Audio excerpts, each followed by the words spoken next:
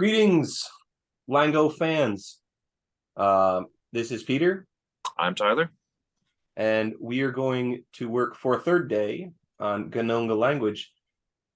To catch you up, we are working on a flex file. We have kind of a document and a spreadsheet to keep track of some of our data, and we have started noticing some phonological patterns. And so we're keeping track of those as well. We should say we're working from a bilingual Ghanongga narrative text. Yes, as a reminder, I'll show the text briefly. So this is the text. One page will be in Ghanongga. This is the first page. And the next page is in English. And if you find such a text for a language you're working on, you're very fortunate. It's extremely helpful. It's actually a perfect example of what language documentation is like. So here is the same text. We've started to enter some of it into a Word document. This is useful for entering it into our Flex file because some things seem to happen between copy and pasting and putting in a Flex that will cause Flex to not recognize it. So you've got to do a few tricks. One of them is putting it into a document and taking it back out. Tyler has created a spreadsheet here where you get one sentence in Ghanongga, one sentence in English. More or less. And this helps us look at it.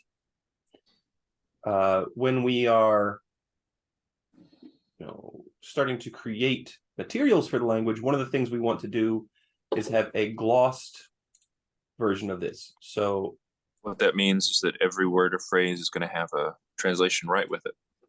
Yeah, so we don't have very many of them glossed, but if you are looking at the screen, you see here sentence 1.3 in our Flex file. We have a few words glossed.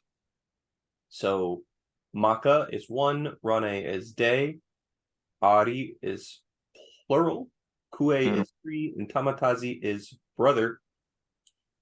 We hope in the long run to have pretty much all of these figured out.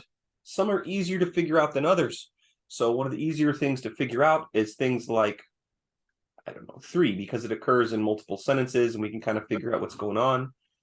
Harder things to figure out are, let's say the language has a perfective marker or an incompletive marker, or these are kinds of aspect. So tense simply is present, past, or future.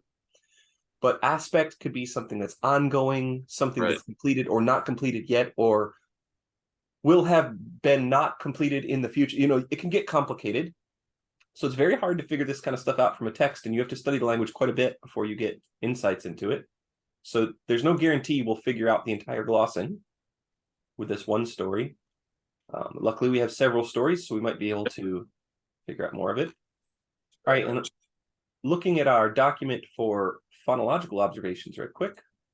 Our first one is we're proposing for a verb like that we've only seen it occur as paroparago and parogia. So we are proposing that parog is the underlying form. Let me get this out of the way. We have reduplication in one instance and suffixation in another. Maybe let's give those numbers or something for easy reference. You can. Are you in this document? I just don't have it open at the moment. I'll find my way there. All right. Well, in any case, we actually haven't seen the form parogo. I merely proposed that this would be the unreduplicated form based on the reduplicated form. And importantly for us, we've noticed that the final vowel alternates here between O and ia. And that has caused Tyler to propose that parog is the underlying form. And so we're going to look for more evidence of this, and we want to figure out what this ia is doing. All right, so let's look at our Flex file, discover some more words. The word hunt continues. The word hunt continues. All right. In fact, just right when you... Well, we'll find it again. So that leai in 1.5, just above where your cursor is, 1.5. We see, I was looking through it last night, and that lea, I believe similar to Roviana, that's the root that means to be pleasing or to be good. So we can go ahead and break that one down. Let's go to, well, for the word gloss here, what you've got, let's put in, it is pleasing. So Right where your cursor is. yeah. I'll put this in for now. And I do think that the Leia is the same as Roviana Leia, as in they Good use morning. they use Leia in all sorts of contexts in Roviana. I believe it is cognate with Hawaiian Leia too. So I want to mention that Tyler has been studying Hawaiian like a fiend, and Hawaiian is also related to Ghanongga, though more distantly related than Roviana. Have you come across Leia yet in Hawaiian? Just not in the study I've been doing, but I know it from like a song or something. I believe it also means pleasing. Uh-huh. That was You hear that interesting. My mentor, Al Sheets, RIP, was a very good Hawaiian speaker. And I believe he told me that Leia means something along the lines of like good, but a bit in a naughty way. So that might be why you don't hear it that much in Duolingo. I do think Leia means pleasing in Ghanongga. And if we recall in the original baseline, this X is holding the place of a hyphen. Yeah, that's right. Based on So my guesses from Roviana, this is probably very insightful by the original authors of this paper. yeah, I think my feeling about that hyphen is that they put it there so it doesn't look like it's a single root leai. Mm-hmm. It's not an, it wouldn't be an I diphthong probably. It's A in separate syllables. Let's go to analyze on that same word. And we can, there you can just replace that X with a dash. And we can mark it like that. So if you want to just input that root there, I'd be much obliged. Creating a new one. I feel pretty confident it's a verb. We're going to call it please for now. Yeah, let's do that. And it'll come up again before too long. It sure is being used like a verb here. The smell seems like a noun in that one. Za is like an article, I think. That smell was pleasing. And that na there, ko na iligani gani. The na is also like an article. So ko looks like a preposition here to me. But I have not made up my mind. It is high frequency. In my spreadsheet, I'm just searching. We have 7 instances of LEA. That could include English words too. So we'll see Leia a bunch more. Quickly, I don't see it. Right, we may not input it yet. It's coming up. So the text that we have, I think it is across 4 or 5 pages in each language. Let's go to 1.6. And that paranga. Oh, before we do, let's go to that smell one. What do you think of in 1.5, just to the left of the word you have highlighted there? We can go ahead and input that omanga really is omang at a deeper level. I think our analysis should reflect that insight. On the surface, it appears as a 3-syllable word, omanga. Well, I do think that the underlying form is omang, but let me ask you this. If you were analyzing Spanish or Portuguese, since you and I have both been studying Portuguese, although I don't know if the listener is as familiar with Portuguese, I don't know why they would be familiar with Spanish either, though, but what's your example? In Portuguese, they have 2 base words for to be. One is, I'm going to pronounce these in English, not Portuguese, ser, and the other is estar. And if you study Portuguese enough, you're going to see that they pronounce sprite as esprite. So we would say sprite is the underlying form, but the E is inserted. Would you say the same thing about estar? I would. Well, I would for Portuguese, since that's still an active process. In French, historically, it was similar, that you would prefix an E, so to speak, prefix an E. It's not a prefix, but you put an E there before that cluster to make it pronounceable. And that rule has since become fossilized, and they now have that cluster in words coming into the language. For French, it would be a different story, but for Spanish and for Portuguese, I would analyze it as beginning with ST. The Mexican billionaire, I believe, whose last name is spelled Slim, that's pronounced Eslin. So process is still active in In your Spanish. flex file, though, would you bother to break up estar and have A have some meaningful piece? It's not meaningful. I agree. I wouldn't say that it's meaningful. It can be prothetic, or in this case, it's an equivowel. It's just a thing that I would like to do it just because it's a thing that Flex can do. All right, let me And put it in look our reflect- document right quick. Oh, I'm gonna have to get a special character here. I guess I can get it right from Flex. It's also good. What I recommend to those of you working on languages where there are symbols that aren't part of the keyboard, just find a quick and easy substitute. So the number 5 is shaped similar to the Engma. Just use that and then replace it later whenever you want to make a quick note. Omanga, and there you have it. That's the character. Yeah. So that's another way to get the character. When Tyler and I discuss language quite a bit through text messaging, and so then the characters will have any character that's hard to get on your cell phone keyboard will have a stand-in like that. 5 works pretty well for that. We should go ahead and put the meanings here too. Yeah, I agree. Yeah. I'm on it. Roast over open fire is paro. And that one is smell. Yeah. So I am down to show how to do it on Flex, but I think we should leave Omanga as all right. It's an intact root because the same reason I think that it is part of I think it depends. We're gonna have to back up a little bit.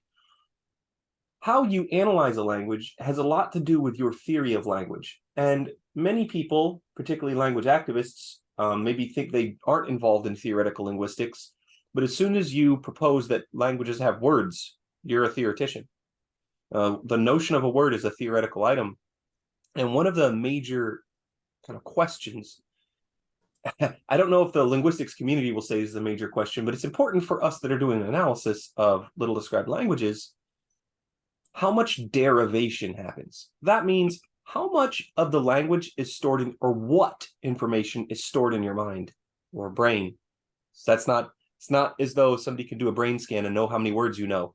That technology does not exist. So we might say something like it's stored in the mind as omang, and then on the surface it becomes omanga or whatever, because we might have various theories of it. One popular theory of phonology is called optimality theory, and they would say there's constraints on what can be done in the surface in the language, and in this language you can't have something that ends in a vowel or a consonant, so an echo vowel is inserted. So the underlying form must be omang, and that helps us derive probably omangia if it does what? Right. That's right. For paro, we're going to have to set up that it is paro, basically, because we have an ia suffixed form. So to me, it's just more consistent to do the same whenever we posit that same process. But let's continue with the text. Let's find a bunch more words. Yeah, let's find a bunch more words. Pick up the pace a little bit. All right. So let's do one more thing here before we go on. Za, I'm pretty sure, is like an article. Let's go ahead and link those two as a single phrase. Za omanga there. Let's hit the chain icon. The link icon, top right of the box. No, that one. We're going to have to, so put your cursor in between the words and then hit a space on the purple line there. And it's going to re-recognize smell. The za is highly frequent, so let's go ahead and put it as an entry. You think za is an article? Or it could be a deictic, something like that. It's introducing that noun phrase. You think smell is a noun phrase here? I do not. I think the smell is pleasing to the giant. I think it's the subject of the verb leai. So allow me to propose an alternate analysis. Okay. And we can think through this. An extremely common feature of Oceanic is serial verbs. And many things that would use subordinate clauses in English will use serial verbs in Oceanic. Another thing I want to say about Leia, my insight here is it can be used as an adverb or an adjective. So if you see For example, in Roviana, the word for eat is henna. And if something is good eaten, like in English, that's henalea. So Chinese does the same thing. Okay, let's undo that one. But in the case of na ili gani gani at the end of the line, I feel very confident that's all in the same noun phrase. since we agree, let's do Yeah. that. We'll gotta break them up in the box, Um, and that na will be an article, right? it is an article, but I don't know what kind of article. Let's just call it ART. Let's call it art for now. And for the listener, if you are working on your own language or a language you know, and I hope you are, and that's good, and you're maybe trying to do this on your own, Please do. you don't have to link the noun phrases together. But That's you can be agnostic. That means to not know about so many things. Call it a Tyler and I are determinant. being bold because we believe we can undo with any wrong analysis. That's right. We'll find a better one when it comes along. So if you're feeling less confident in your flex file, it's okay. Leave many things unknown. That's Figuring right. out all the words first is the biggest challenge. But Go to the word gloss before you leave that word. And yeah, all right. The giant for now. Now we are not calling it a definite article. It might be. But Might be. We don't know. We're suspicious that things aren't working the way they work in, say, Indo-European languages. In Paranga, 1-6, that is a root that means speak.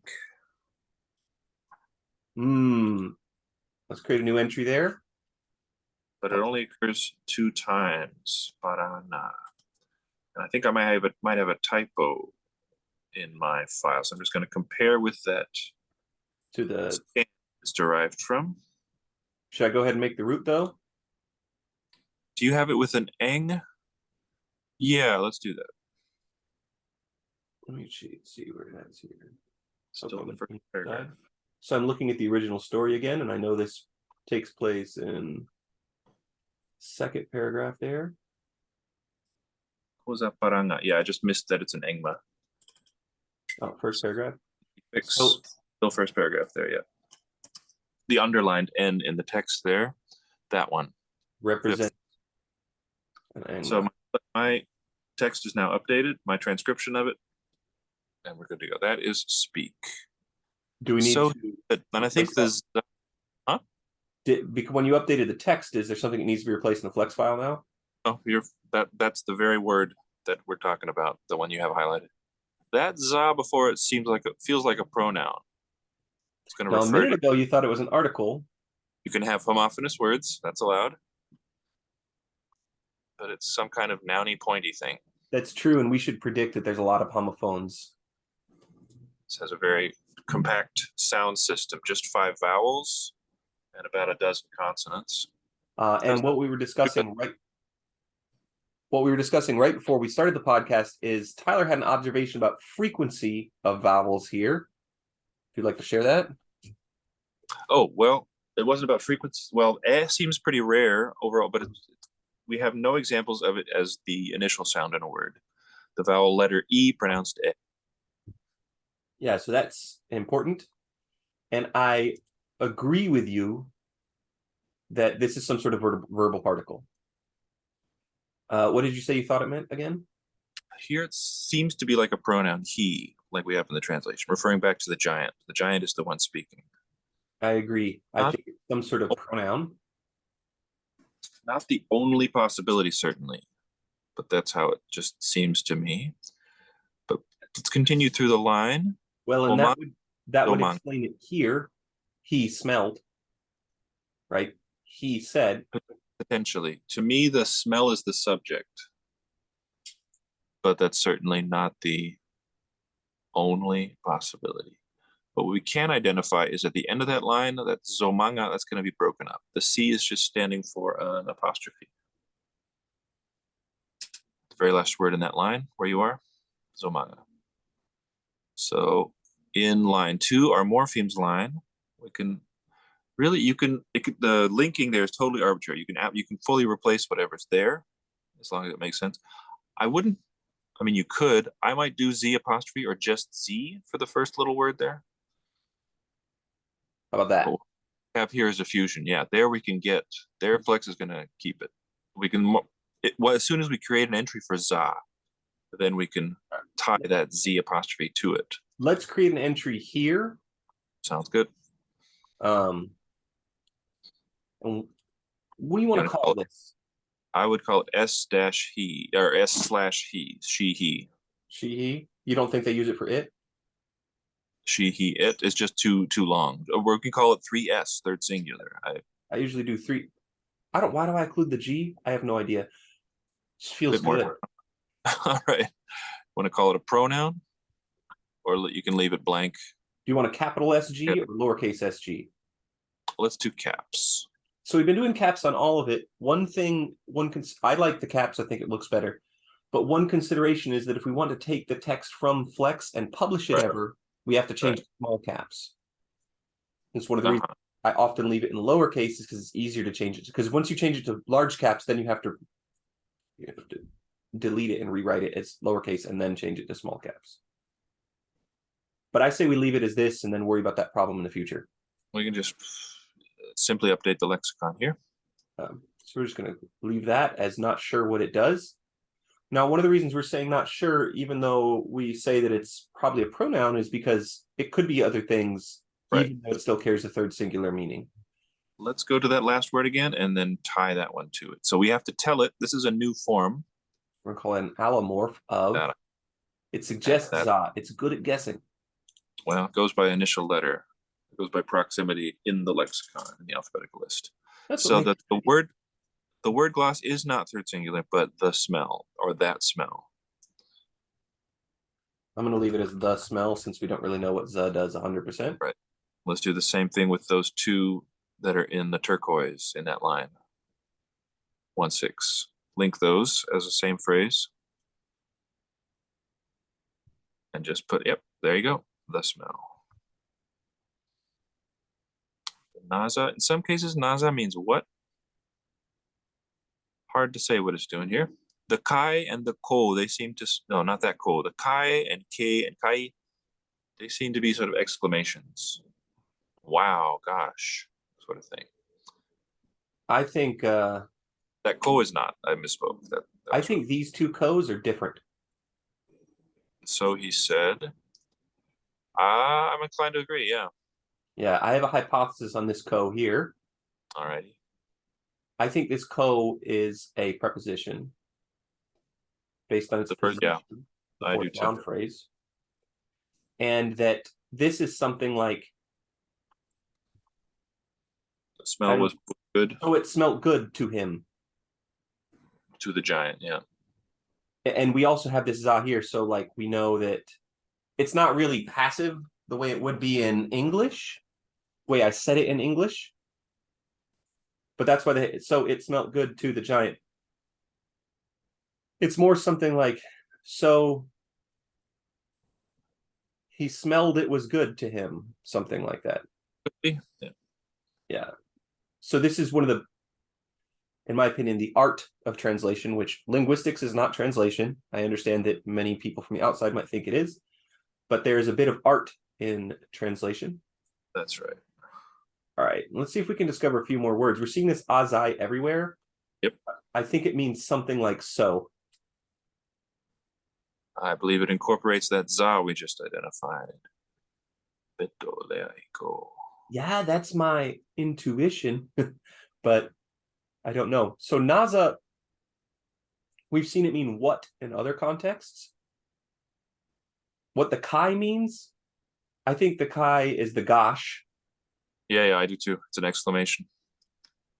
Let's just input in the word gloss line.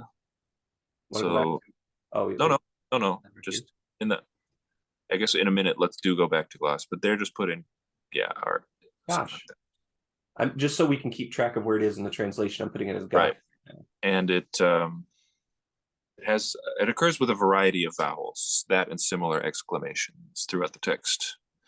Let's so 1-7, I'm a little. What's that? 1-7, I'm a little bit stumped about what's okay. We've identified food. Today, do you see something that is today? Would that be the nadi? The only occurrence of nadi in the text. Diako mana. That mana, you see before? Looking at the next slide. 5 instances. Is it the word now? It might be the word follow. You get mana twice in the same sentence. Yeah. I will follow and find it and eat some. So I think oh, na is in there probably. We also have mae, right? yeah, let's go deal with Mai. M-A-E. Yeah, so your oceanic senses that you've been developing from Hawaiian should be tingling when you see Mai. I believe it's M-A-I in Hawaiian. Don't think I've seen it. Never seen it. Not yet. You can hear this word commonly across Austronesian, as far as I know. It's a quick way to identify. If you're hanging out in the Pacific, as I love to do, and you hear somebody at the 7-Eleven yelling at their kids, and they say, my. Give it to me. Gimme. Come. Comes from Proto-Oceanic word for come. And it's used as a directional particle in many cases the same way English uses phrasal verbs. This way. All right. Yeah, so like, yes, it has a complex meaning there, something along the lines of come or towards the speaker.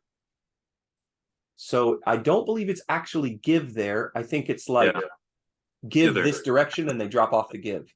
Okay. So how do you want to gloss it? We could say hither for now. This way to me. Hither. I'm gonna go for. I would never go for this in my own file because I can't remember what hither means. But because Tyler's here to help me, it means to here. It's an older English word. Hither and thither. We need to bring back thither. Sure. Thither it up. So the peki is probably a little bit. It recalls the word peace a little bit, and it's a little bit. Little bit is a wonderful translation for this. I believe this is cognate with, or maybe alone or something, with Roviana Paki. Paki. Now in 2.5, that vaniziu, we have good reason to believe that's a true verb because it has morphology. It has forms that we can identify and give meanings to. Vani is several times in our text, 10 instances, always with the meaning give associated with that sentence. Do you get vaniz or vani? It's vani. That's a great question, right? Where does the z belong? I believe that there is a suffix ziu, but that's certainly not the only possibility. Whenever third person is doing, or some non-first is doing something to a first person, you'll see ziu. All right, so I agree that vaniziu, that the object is first person. Right. That's, I believe, this u information here. Yeah, that would match with the ngu that we see elsewhere, and with related languages. I think we have an example of it up here. No, we don't. So now let's focus on vaniziu for now. So where the Z comes from is a problem because there's two major possibilities in Oceanic. One could be that vaniz is the root and the Z only appears when there's a suffix. And this is common. In Polynesian, they call this the CIA suffix, C meaning consonant. You've probably encountered it in your Hawaiian studies at this point. No. Let's click on that word and go to analyze it. Analyze. Creating entries. Let's break it into vani and then ziu as a suffix here. Yeah, I'm willing to do vani ziu for now. You can always update the. I think in Ghanongga, if it had been a root vani ending in a z, you'd see it as vanizi. Okay, good. This is actually where I was trying to drive this conversation for the learner. Right. It's possible that a fricative z would behave differently, but the r is all in parog is also a fricative. Based on the observations we've seen it in our document, and we have omanga and parog and parang, we have a pretty good idea that there's this echo vowel phenomena. And so we would expect we expect that if Vaniz is the root, then we're going to get Vanizi somewhere. But since you get Vani without Vaniz, maybe Ziu is part of the suffix. Right. So this is, what do we decide Vani means? Give? That is give. Give is the root meaning. Yeah. I wonder if they ever use Vani Mai. We're going to call this a verb.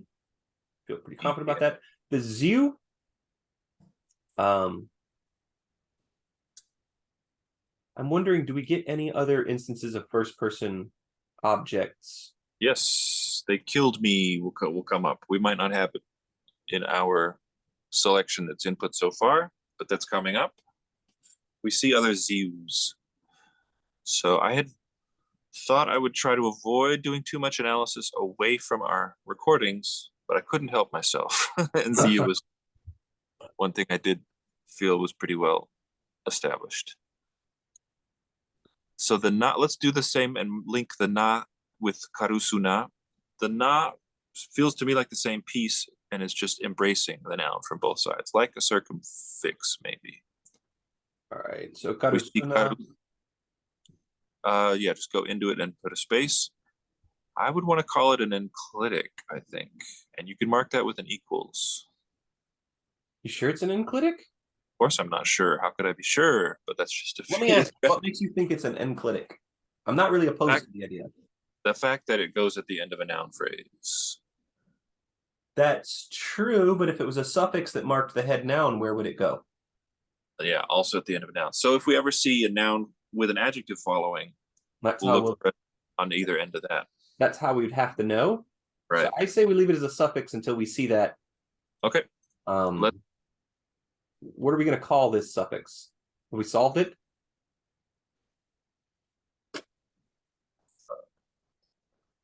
No idea. I mean, I have ideas, but do you have Right, a good?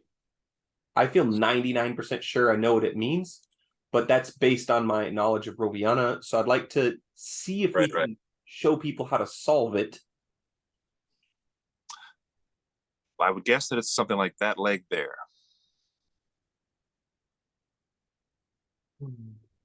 Trying to think how the heck I would solve it. You know, this thing is even carries similar information even in Western Malay-Polynesian languages. So it's, if you are a speaker of Indonesian, you probably already have an idea what it means, although the grammatical information might be kind of wrong. So, or different in any case. So let's leave it for now. Let's put in the blue line, the word gloss line, just the leg. It feels more like the leg than a leg, which the translation is. Although it could be if you have two nas, one on either side of the noun, then it's indefinite and just one na. Well, it's definitely seems a little odd, but we've glossed it as art, and I was in favor of this for a reason. When you are entrenched in Indo-European languages and perhaps other languages, so you aren't getting it from your Japanese study, you have an idea that articles are broken down into definite and indefinite.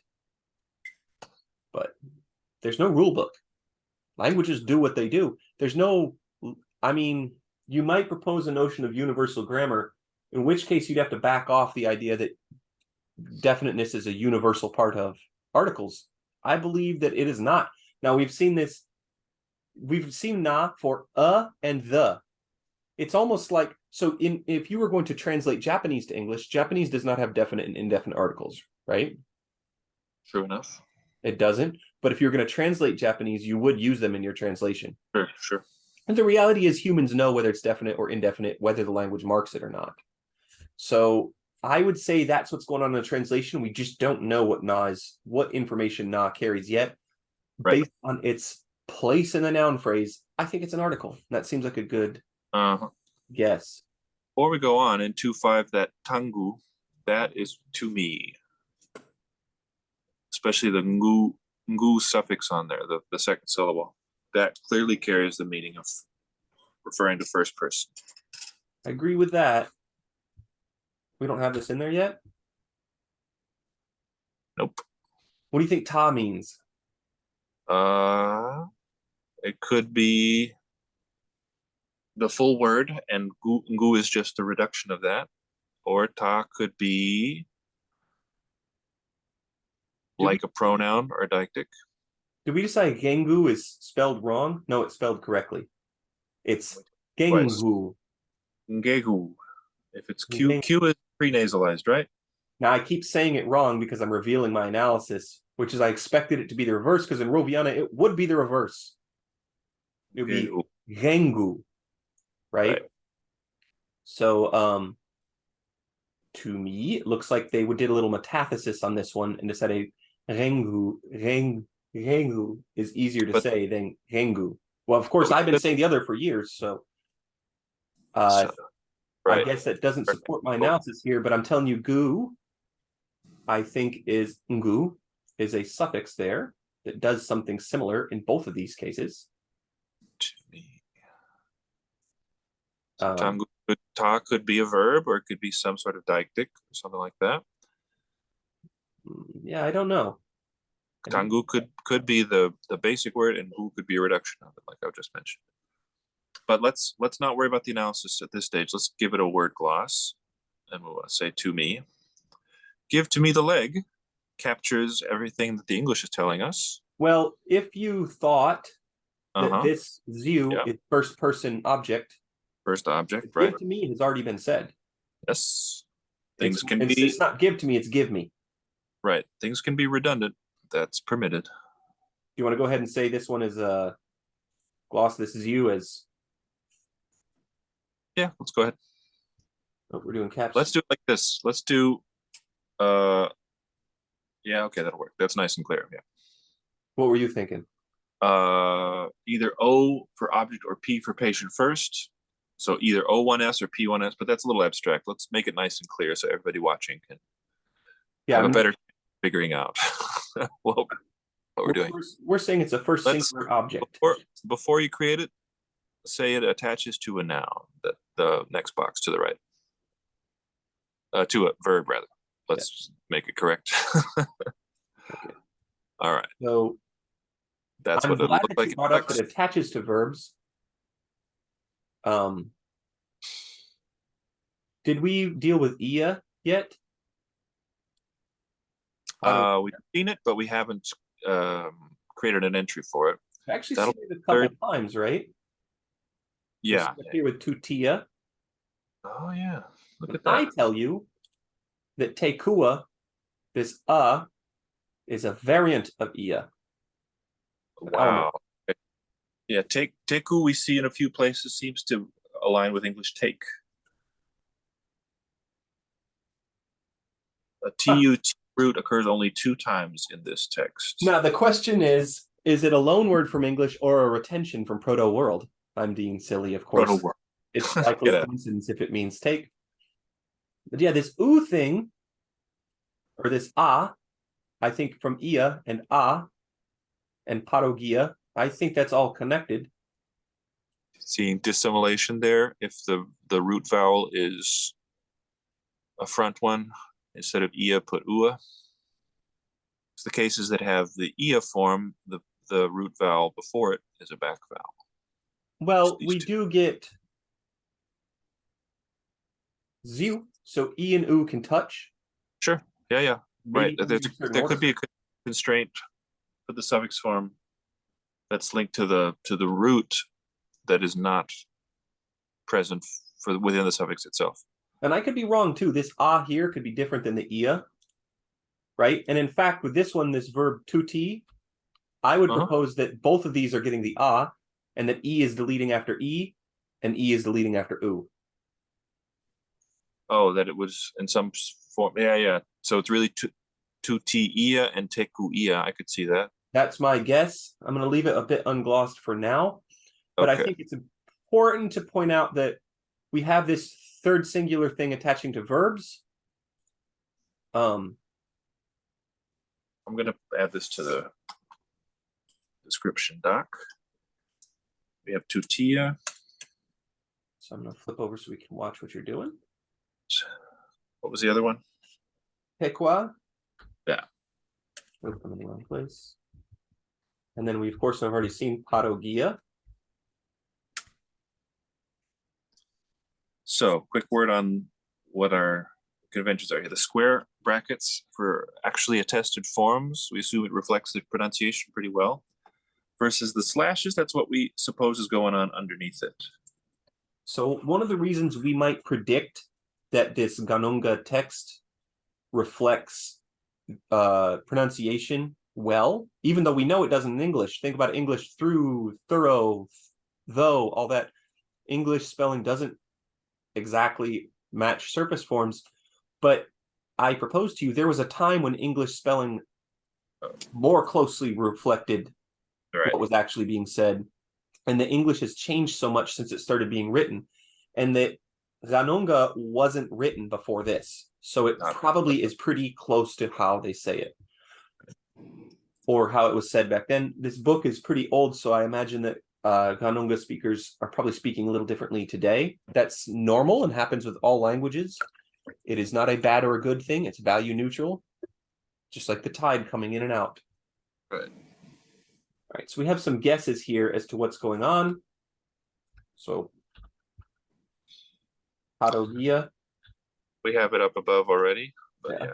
But just keeping it with these sets. All right, let's see if we can figure out some more low-hanging fruit. Yes. There's our Parodia, Speak of the Devil, and 2-2, and 2-1, yeah. Yeah, so do we have a guess on Gamu yet? I have a guess. What is it? That it's a pronoun for you. It could be plural, you all. But mu is in the family for second person reference. Yes, I agree that it's second person. You are cooking it. Just lose where we are spot. Oh, well, there it is. What you want to do if you ever move around is highlight an actual word in the text. Put your cursor on a word of Ghanongga instead of an English free translation. Yeah, I got it now, so I'm in the right spot. Well, I've studied way too many Austronesian languages to not immediately recognize Gamu, so I'm trying not to spoil it. And I don't know if you recognize it from Hawaiian yet. It's a little harder to spot. The mu enclitic or suffix will just be u. In the word I know, ko has it, meaning what your. What does ko mean? Ko is mine, but ko is your. Okay. All right, so. Oh, you had disappeared. You know that thing where in English we used to have a second person plural and a second person singular? Do. But then, which the listener might not know, you in English used to mean you all, used to mean plural, and thou or whatever was the second person singular. That's right. Indonesian word kamu, that is just like this. But what does kamu mean? Well, now it means you singular, but I believe it was not always singular. That's correct. So kamu in Indonesian means you singular, but exactly as in English, I believe due to the same reasons like politeness, respectfulness, etc., the second person plural became to mean the second person singular. Now, how polite do you think a giant is? Probably he's not filled with respect for the people he's talking to. No, his name looks like literally eats anything. Yeah. So I'm guessing Gamu is here second person plural. Yeah. But that the mu suffix is still second person singular. That's my guess. I don't know. I don't know Ghanongga, but we'll find out. I've dealt with a lot of mu's and a lot of kamus in my day, and I've noticed this pattern. So let's put it as second person plural for now. And one of the, and I'm going to call this a pronoun. I think this is a real pronoun. I do too. All right. So one of the things. Last line. Let's put it as you there in the blue. And we'll use y'all for plural.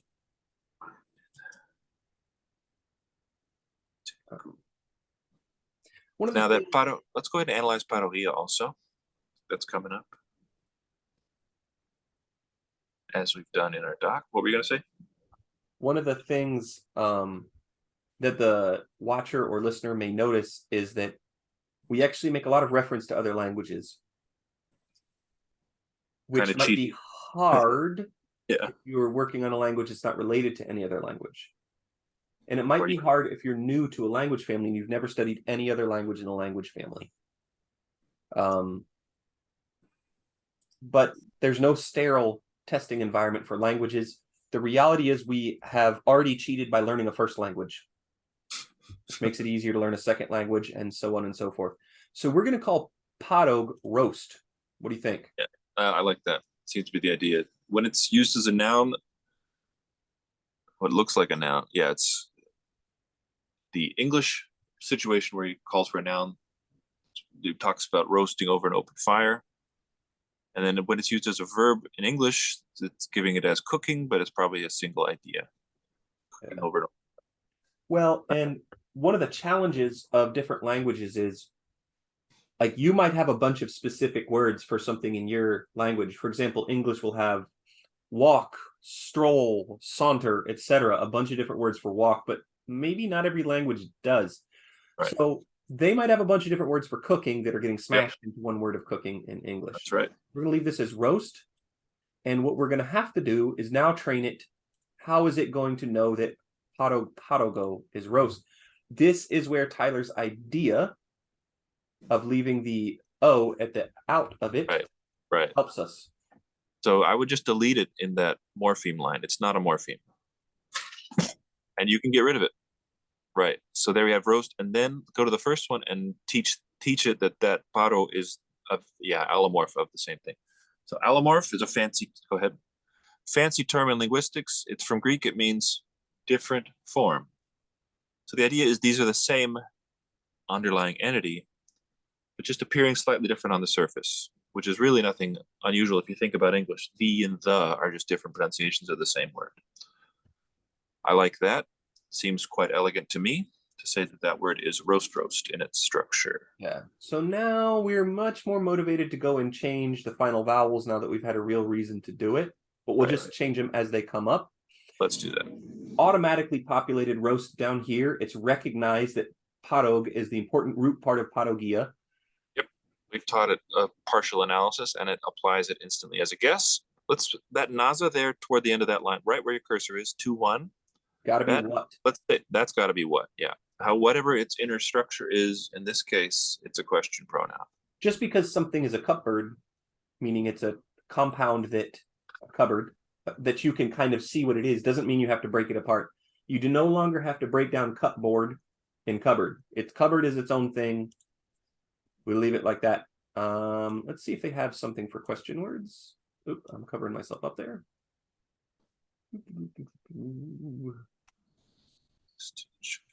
What would they call this? Right. Maybe a type of particle. That's worth exploring. Okay. We'll call it question particle. What you roast? What are you roasting? That covers all that we have in the English. Now, I'm really puzzled by 2-1. The giant jumped out of the forest. Oh, I got it. We can come back to that later. Let's go. Yeah, as you said, the low-hanging fruit will be in 2-2. That's repeating that. Naza ramo baruria. Let's go ahead and get zagwa there in 2-3. It looks to me like the ru part is the root of say, just for modern Ghanongga. Yeah. Whatever this is in the related languages. So do you think it's he said all put in one thing? Because we have this third singular. Right. Yeah. I think it's just taken together, which would be pretty cool as far as how compounds work, to have the agent right in it. We already had a different verb, right? It's paranga. For speak. Speak. And this is say. Speak and say. They're different in all the languages I know anything about. We'll call this say. Call it a verb. Now, I don't know. We also, I think, have ru. What were you going to say? I think say is the correct analysis for here with as much progress as we've made so far with Ghanongga. But I want to tell you they do this similar style of reported speech in Roviana. Just to compare what they do in Roviana, they use roi for everything for reported speech, and roi means like or so. So like reported it like in English, I was like, no, he didn't, or whatever. So using this style of like is a type of reported speech. And in English, in Roviana, it's short for zamagwa, said. So zama is their parang. Okay. Looks at first like this is short for zamagwa. That was my first impression. It is not. I believe za is the third person pronoun or subject agreement or whatever. in the blue line that you can input there, 2, 3, put he said, and then let's show what it does if you'd say approve all. So do check plus there. That word is extremely frequent. Yeah. We're going to add more text later on, and we'll have to just reapprove.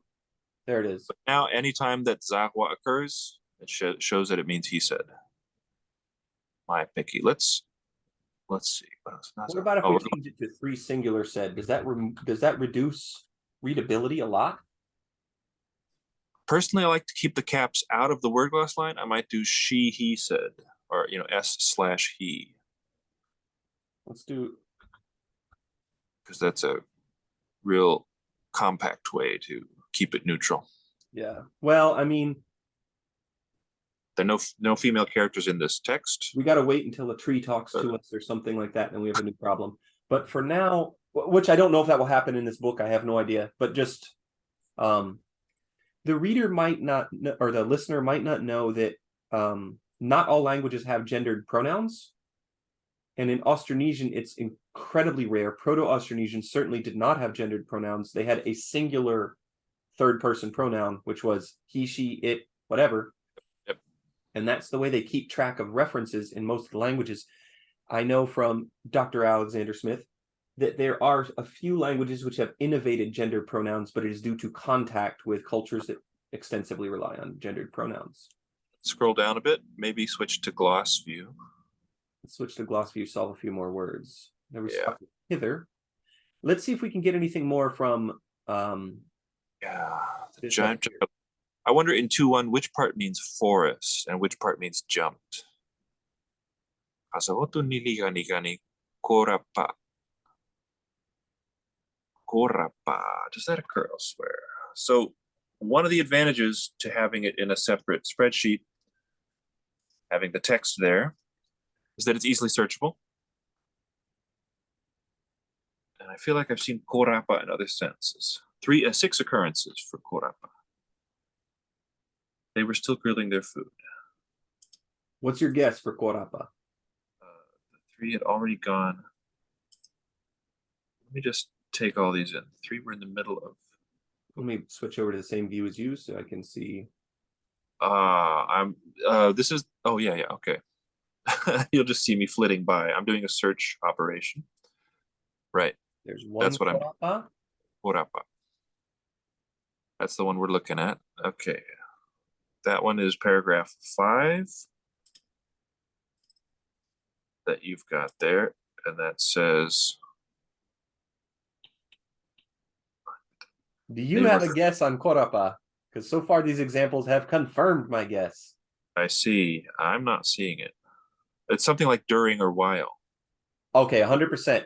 That is correct. Okay. So what I would identify when they're doing it is, let me go back to each sentence. We'll look at each one here in this view. Yeah. Here in the translation, we get still. They're still grilling a crab over an open fire. And the next one, you're like, oh, well, we don't get a still here, but you get doing.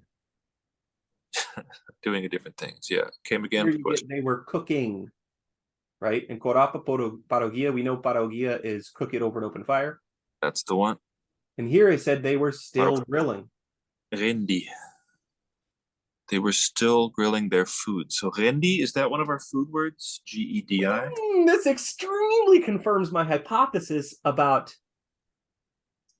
I can't even hardly say it, ngehu and Roviana hengu. Okay. Do you have confirms my hypothesis here. Do you have a metathesized variant? Yes, I think this GE was the original.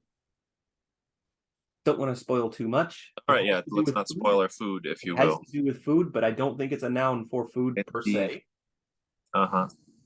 Okay, how fun. All right. So we'll leave it to see if this is solvable with the puzzle. I think that if you're an outsider, right? If you don't know any Austronesian language at all, and you're trying to solve this Gengu, Genbi, etc., it's going to be confusing. I think that there was some sort of velar sequencing. It had to be in this order. It was easier to say. I've noticed this weird velar stuff in English. People say orangutan. People say yin yang. Even though those are not the proper official. No, it should be orang utan and yin yang. Is that right? Yep. So people change both of them to the ng sound, called engma in linguistics. And they do it because something about English makes us want to have that kind of thing sequence. We don't want the other kind of sequence. And I believe that's what's going on with the first-person version of this. And this one is a different version. They give you the word right there. There. Right. Okay. So as for korapa, you get still again. Should we go back to flex? Yeah, let's go back to flex and take a guess. Let's take a swing at korapa. Meanwhile, and I'm going to actually do this in analyze. You're gonna call it while or during or something? I say we call it still, just based on the translation. Sure. And we can update that as we go. What it is, we could call it. I'm going to go ahead and open up so people can see what things you could call something. The best thing you can call this in Flex is a preverb. Okay. Do you know of anything better in Flex than preverb for this? Seems like an adverb, but that's a really loose. I would call it like an aspectual particle. Yeah. But I don't see it an option for aspectual particles in. It could be right. It could be hidden in a folder. If you go next to particle, click that plus verbal part. Okay, but that's terminal particle. Yeah, that's good. That's good. We're happy. I don't have a strong. Yeah, if you like it, I don't have a strong preference. All right, let's create. Korapa. One thing you can do is if like verb pert there at the bottom, to me that's just overly long. It lets you edit those labels too, but we don't need to do that right now. There is a possibility to do that, which I was very happy to discover. So some part of that in 2.1 is going to mean jumping. Would it be the first word, Ghazavotu? I believe so. And then where's the part for forest? I don't see it. I don't think it's in there. Could just be supplied, right? If it was a more scholarly translation text, they might bracket that part as not being expressed in the original. It's unlikely to be a verb root that means specifically jump out of the forest. Let me ask you this. If you said the fish jumped, you need to specify that the fish jumped out of the water, or does that seem like obvious cultural knowledge? Seems to instantly be the only possibility. So maybe it's cultural knowledge in Ghanongga that giants live in the forest. Fascinating. So that's my hypothesis as of right now. I think Gazavotu is jump. Have any structure? It looks like a compound verb to me by its length. 100%, and I don't know what part means what exactly. I will reveal that in Roviana the word for sunrise is Gaza Rimata. Rimata meaning sun. Rimata, I believe, coming from mata I, as you might know, and a long enough time ago, I believe, from day. So rimata is another example of the common semantic universal of calling the sun the eye of the day, which happens in several languages, not just Austronesian. Let's put in the word glass line jumped out. I wouldn't create it yet. Oh, I mean, it's up to you. But let's just identify. I think that votu is probably where you're getting the out meaning, by the way. And I think that's probably correct. Go to the following word and replace that C in the morphemes line. Let's do the same apostrophe procedure. And it should, I think we taught it, iliganigani. Space there. Yep. So that na is what that is. We can be pretty. Oh, yeah. Oh, not a new one, but we're going to say. Polymorph of na, the article. The giant. Looks good. Arique kamuria. Okay. Then 2.2 is already done for us. What are you cooking is just repeated, and Sarwa is done. And my peki we've seen before also. Although we don't have a real entry here. Do you want a real entry? Let's do it. So before you do, make it a lowercase m in the morphemes line. For some languages, it might be necessary to have capital letters meaning a different sound than the lowercase equivalent. We want to avoid any confusion. I'm not even going to say what kind of word class it is. Yeah, I'm be agnostic on that. Little bit. I also don't know what kind of word class it is, but I'm going to go ahead and let it create an entry. Right. A noun seems like a good likely guess, but it could also just be some modifier expression. Adverbial But again, we can't possible. know. I don't even think my is 100% a verb, so it's how am I going to say it's adverb? You know how it goes. Tangu na karusuna. Rani tu karusu ngeguni. So for anybody wondering, the Q according to what Peter has told us, Q represents ng sound. That's a velar stop that is prenasalized. Yeah. And plain G we think is a voiced fricative. G. So Rani verb first, looks like. He ate. Now, the verb is first everywhere, it seems. If you buy my story here on ngehu being a metathesis of rengu, then you actually have more insight into what tangu means. To me. It to me? Could be a fusion. We saw rendi for their food. Now, if I propose to you, I don't think the underlying form is the Roviana spelling of rengu here. Let me switch over to my doc here. We can look at this for a second. Oop, we're needing the phonology thing. Okay, go down here. We have what we see in the text is rengu. That would be ngehu. I can't even do it right on purpose. I can't even do it that way. I would propose that the underlying, and I don't really think this is the underlying form, but it's just a way for us to. Oh no, I did it. I did it right. It's like this. The text has QE. Yeah, but the sound ngehu. That it's really ge ngu, and the ngu index is mine. A little star here. I believe historically it was right. Gengu, and that's why we're getting Tungu. And I feel, and then it's right. Yang B, right? Yeah, D. Okay. So that's what we got. Gang D. This is their food. Tangu would be my food, or my whatever it is. Maybe not food. What is the? I propose to you that Gengu is my food. Yeah, that would be my food. And Tangu is mine. My bit, mine. Okay. So here's an interesting thing, and there are whole researchers that literally work on this in Vanuatu. They go from language to language to language with these oceanic languages, and they look and see when something crosses the line of being edible. So you can imagine that a leg is not obviously edible until it is. There are some neat things with possession and oceanic.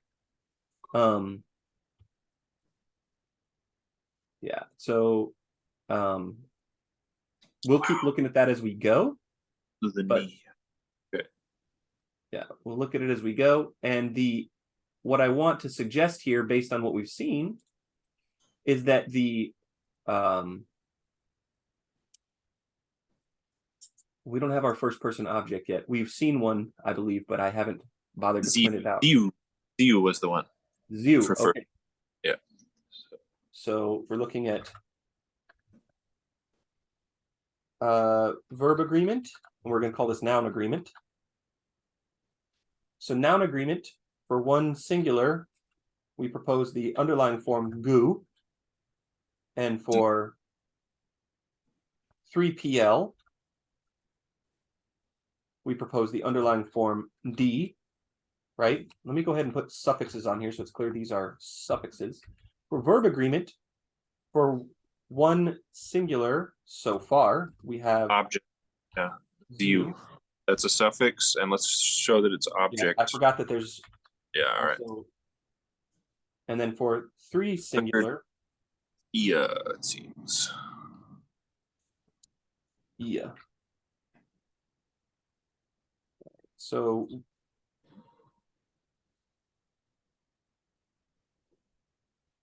we're missing these for comparison. Yeah.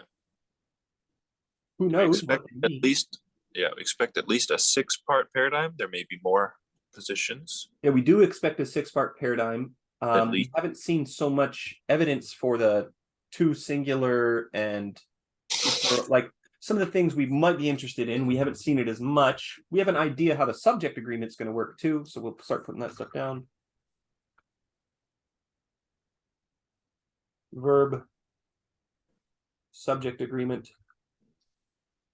So we saw that at least za equals 3sg.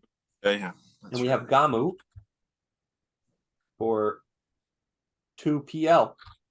Right? Well, or is that a pronoun? I don't know if it's subject agreement. Yeah. Actually, it's a really good question. And if the pronominal form is the same as the agreement form, it gets harder and harder to untangle it. So I'm going to put like a question mark. Maybe this is the case, maybe this is not. What I really wanted to point out with this is that the object agreement is not the same as the noun agreement. Right? So when we're looking for the third singular noun agreement, the direct possession, the thing that attaches to the noun, we shouldn't expect it to be ia. Right. Right? And with 3PL, when we're looking for the object agreement, we shouldn't expect it to be ndi. Roviana, by the way, this is ndia. That's why you said, oh, why do things have to end in an ah? It's like there's a certain length, or it started making me think there was probably something in the past where there was some, maybe it's not active now, but yeah. So let's get a bit more in flex. Let's see if we can get a few more words in flex. And again, I'll leave this for now, but I would suspect that ni has some other thing to do with it. Right, but I don't know right now. Any guess on 2? It's like a position 2 particle, then or something. Then he ate the leg. But if it's nge huni, if that means my food, that doesn't fit here. He ate the leg, my food.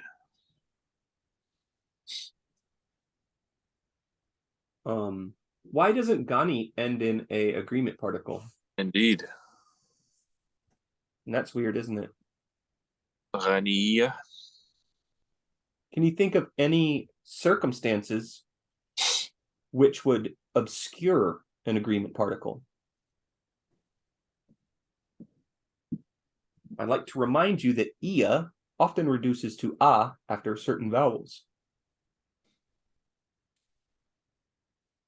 Well, maybe if a is the vowel in the root, you drop it from the suffix, from the agreement.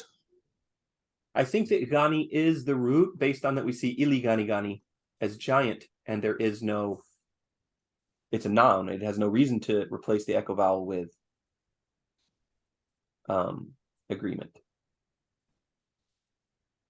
So I propose to you, this is an example of a plural object.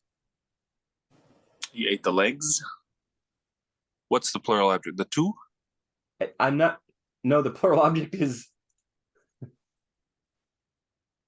just 0. Literally, well, no, it's like this. Yeah, you can show it in flex, which is kind of nice. It deletes because it's right next to it. Right. So you've noticed this E sometimes in Hawaiian popping up, right? Yes. The problem is we don't have enough for you to see it. In fact, I wonder sometimes if the ZU here is like, it's so important to preserve this information that the Z pops in just after this environment. And we literally don't know yet. There could also be applicatives. So we've got a lot of questions left yet. That's my proposal for Gani. We can leave it for now. Yeah. We want to keep our eyes peeled. And I hope this gives us some insight into Claw here and what this Na is doing.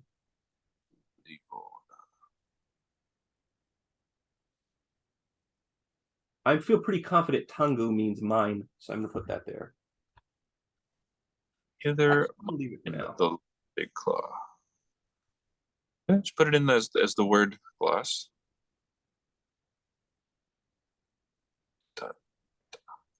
Yeah, we can change it later if we decide it's not correct. Place can. Yep. This is extremely challenging for us outsiders, partially because the way we say things in English isn't going to match up word for word with the way things are said in another language. The more languages you're exposed to, the better you're going to get at guessing other ways to say the same thing. But let me ask you what you think. I feel like when a language gains lots and lots and lots of second language speakers, so as English has, and you might think, well, I'm from England. Your ancestors were probably second language speakers of English at some point, as English is a Germanic language. It's not from natively from England. I guess it is because England didn't exist before them or whatever. I mean, the place did. We didn't. It just didn't have that name. Correct. So England, the country, existed because the Anglo-Saxons and etc. And it was a group of multiple different immigrants in the island, and so they kind of created a shared language. There was a lot of mix of heritage and second language speaker stuff going on. English tended towards some typological universals. I would guess that the grammar of Mandarin is more, please note the air quotes, regular than dialects of Semitic languages only spoken by a couple hundred people. Stands to reason. I don't know how many speakers there are of Ghanongga today. There was a 2,500-ish. Yeah. Yeah, but that census data was like from the 90s. Wow. Okay. Whenever they claim what they know about languages in the Western Solomons, it's almost always from data that's 20, 30 years old. Generation ago. Okay. It is possible that they have gained speakers since then, but it's very likely that they've lost speakers since then. And I would guess that the number of Ghanongga speakers of this dialect particularly are probably only in the hundreds at this point. So they might say things very differently. I want to go back to this 2. Give me a leg. He ate the leg. You get the 2. Give me the big claw. No 2. Gani 2. He ate the big claw. Let's see if we see 2 again. There, he ate the body. Do we see any other past tense verbs in here at all? Wow. Okay. I see. Right? Don't do it this way exactly in Roviana. I've seen this 2 before, and actually I couldn't figure out what it meant exactly in Roviana because it was always combined with other things. But here in Ghanongga, I would say it's a perfect marker. Mm-hmm. If not past tense, something like that. What do you think? Seems a really good hypothesis. There's 10 instances of 2 in the whole text. Let's check it out. That's with 2 with a space on either side. So input as your search item, space 2 space. He thrust his hand under to get the harder ones. It's hard to tell. Well, no, it's not that hard. That's an English past. That's the area that it occurs in paragraph 4, that one. We have a tu, tuzana. What's cool about this thrust hand example is that the whole context is in past tense, and then we only get 2 with that thrust example. Although you have it fused, maybe, well, no, that's teku. That seems to be the root. That's not 2. That's ku. Never mind. Okay, and the paragraph 7, global number 7, then the 3 had been diving. Oh, we have a nice reduplicated apparent verb there. Suvu suvu. We have a honey eater with a sharp beak flew into his belly and pricked him. All past. And then those. You think that's hummingbird? Paragraph 10, honey eater. Yeah, some kind of bird. Those 3 had probably not a fish. Those 3 had already gone and dived a clam, and had brought it up for grilling. Well, so there might not be an English word for dive a clam, but there might be a really specific word for it if you dive for clams every single day. If that's your living, yeah, makes it into your grammar. Notice we get suvu-a here, and when you got diving before, you got suv-suvu, or suvu-suvu, excuse me. How nice. What do you think that a is after suvu-a? Verbal suffix showing who did what to whom. That's right. It's our ia, and it is deleted again after u. So we are seeing a real good pattern here. Starting to feel more confident about our rules of ia deletion. So I'm gonna put that in the doc right quick. Yeah, I'm on it. Suvu dived. Dove. Speaking of regularization, Suvu ia seems a good hypothesis there. I've just input it a little below where your cursor is. I'm just writing a little formal rule here. Ah, yes. I'm not looking at what I'm doing, and I'm not doing a good job then. Wondering what you're doing there. Okay. The desk is set up so I can't quite type without looking. You can't Close. close your eyes. What do you think? It's plus high, right? So Yeah, I'm going to call this plus high. Well, how this rule works is not very important for you. You can write your rules however you like to. And I'm not writing a rule as in a law people have to follow. This is a descriptive rule. This appears to be what describes what's going on, is that ia will become a if it follows a high vowel. And you may be thinking, wait, I have no idea what you mean high vowel. So we're going to check out this blog from Lango right quick, which we wrote in 2020.